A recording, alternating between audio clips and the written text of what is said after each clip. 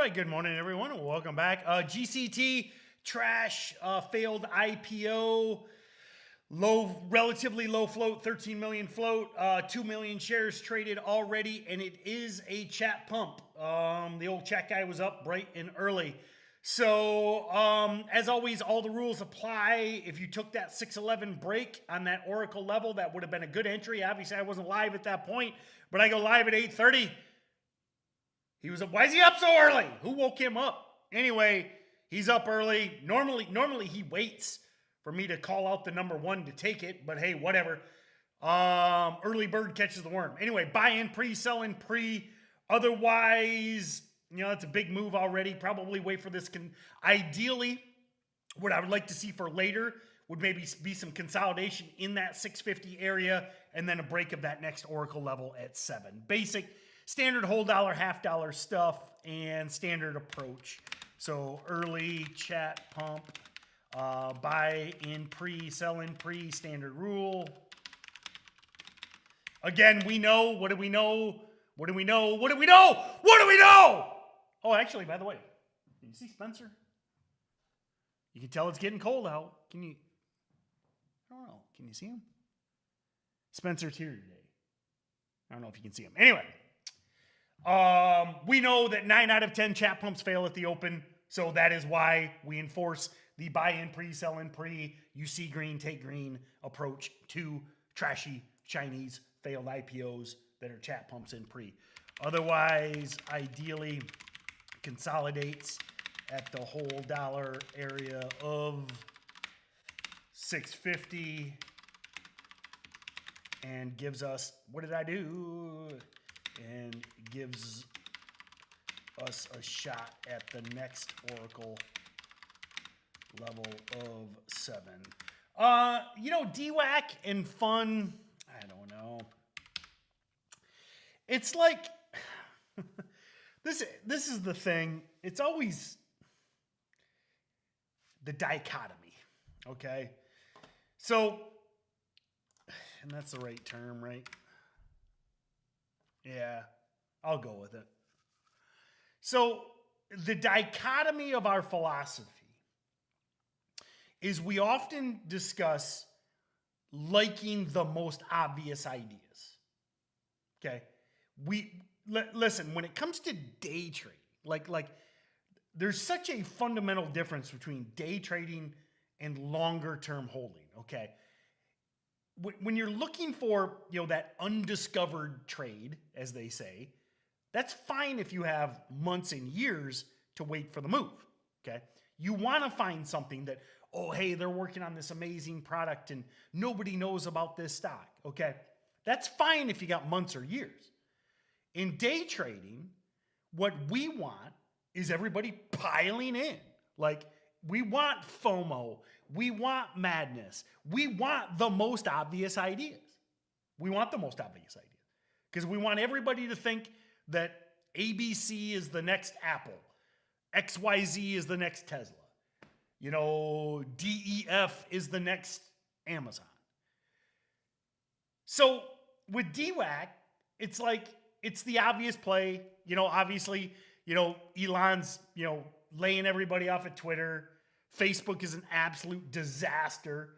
Like the people, it's funny how Facebook's much like Twitter. The people inside of Facebook are actually they're the rats fleeing the ship. They're actually trying to sink a ship that they're on. You got the election, you got all this crap. So it's like DWAC seems like an obvious idea, but it's like there's so many bag holders and it's like, who cares, So long explanation, but the point I'm making is DWAC it's another weed stock, It's like every time some weed headline comes out, all the bag holder weed heads get all excited and then nothing happens. DWAC's the same thing. Now, what's the second part of that?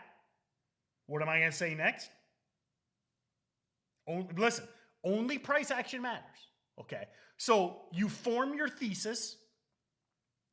You form your thesis based on past price action, based on past reaction to moves. And then again, to me, I take a very scientific approach to day trading. And I teach this and I recommend this. So what is the scientific method? You form a thesis, the sky is blue. Then you observe and you confirm that the sky is blue or the sky is green, okay? If once you test your thesis, okay, hey, my thesis is proven, goes in the scientific record. If the sky is green, well, you got a bad thesis, you go back, you retest it, etc. So that is much like price action. Only price action matters. Price action is the observation and the testing phase of the scientific method. So I form a thesis that DWAC sucks. If price action is the opposite, then it becomes an afternoon only. Then it becomes a day tour, okay? Price action is the ultimate arbiter of truth. Somebody who's going to make me that shirt? A lot of you send me shirts. Thank you. Remember the shirt. Price action is the ultimate arbiter of truth. Just like with the scientific method when you test that thesis, okay?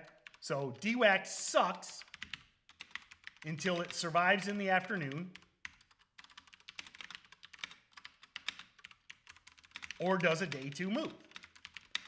So I love DWAC tomorrow. So if DWAC closes at the high of day today, gaps up in after hours, gaps up in pre-market, trades ridiculous volume tomorrow morning, and has a press release, well, I freaking love DWAC tomorrow. But today, rot in hell, DWAC. PKBO, number one short squeeze from Friday, creeping up on red to green. I would stick with the lines, okay? Trade the lines, in my opinion. Let me show you the lines. So keep in mind, you should all know this.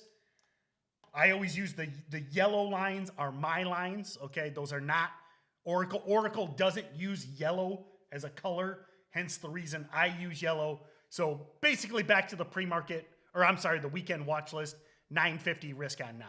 Trade the lines. So PKBO,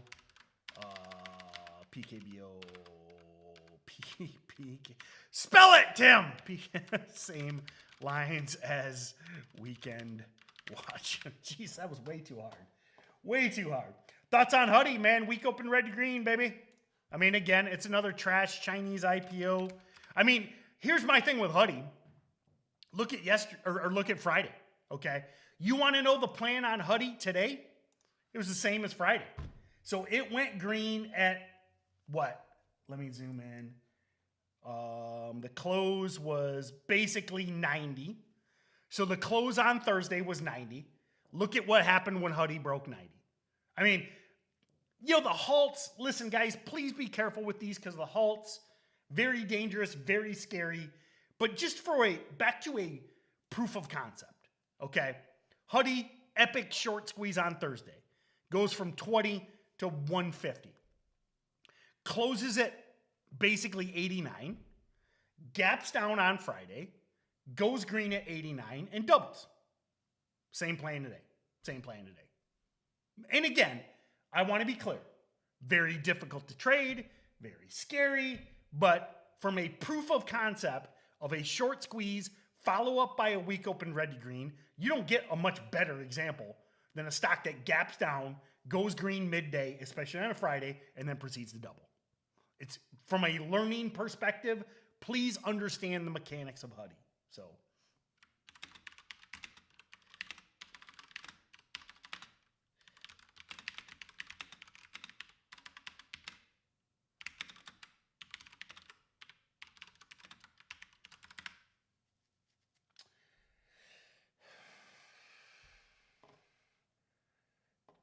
again, so what's the plan on CTM? Okay.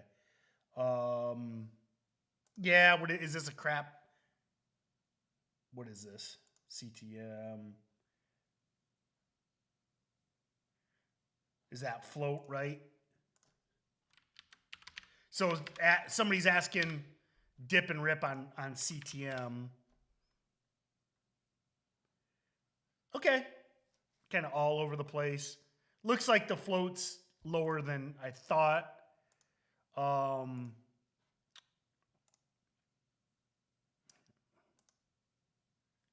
Yeah. Yeah.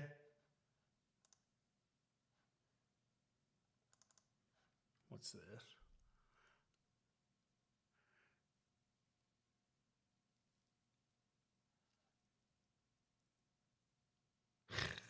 Great press release. Oh my god. I like a letter of intent, non-binding, approximately, subject to due diligence, end of January. I mean, geez.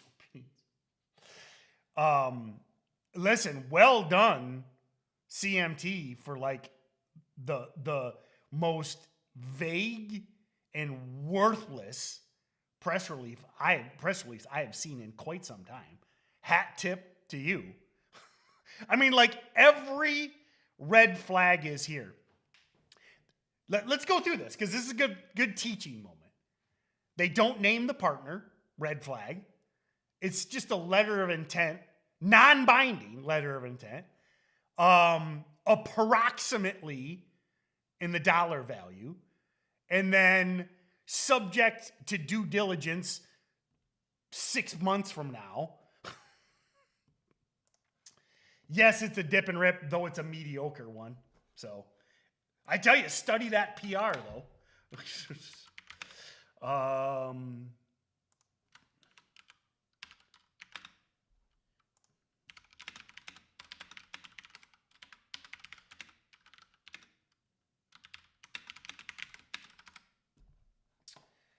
What are your thoughts on 9? Listen, my thoughts are, and I'm going to end on this. Listen, we're going to get, it's coming, okay? And I've said it, and I've said it, and I've said it. The secondary oil and gas run, it's coming. Jeez, 9 just keeps grinding. Oh my gosh, I didn't realize this thing's getting ready to break out. Volume stinks. Man, that's a beautiful, geez, oh Pete, all this thing does is go up. So look, the volume stinks. It's a trash oil and gas play. And I would wait, in my opinion, wait for the oil and gas mania, which I think is coming any day, like any day. Okay. So, but again, just a beautiful slow grind. I know some people that are swinging this. I mean, the only bummer is, what did it trade, on Friday? Just barely 2 million shares. But what a beautiful chart. From a chart perspective, very, very beautiful. So, all right, let's get the ready. Blue Apron. Oracle's got it as a short. I'd say ignore it. HKD. All right, GCT. So let's go back to the plan. Ideally, we get some consolidation at 650 and a break of 7. What is it? Recent failed IPO, relatively low float, good volume, chat pump. Something's got to run. So stay safe, my friends. Remember, stay safe. We just got to survive one more day. Well, 2 more days, I guess. 2 more days. Survive. And then the green wave is coming, baby. Orgs. And I mean it.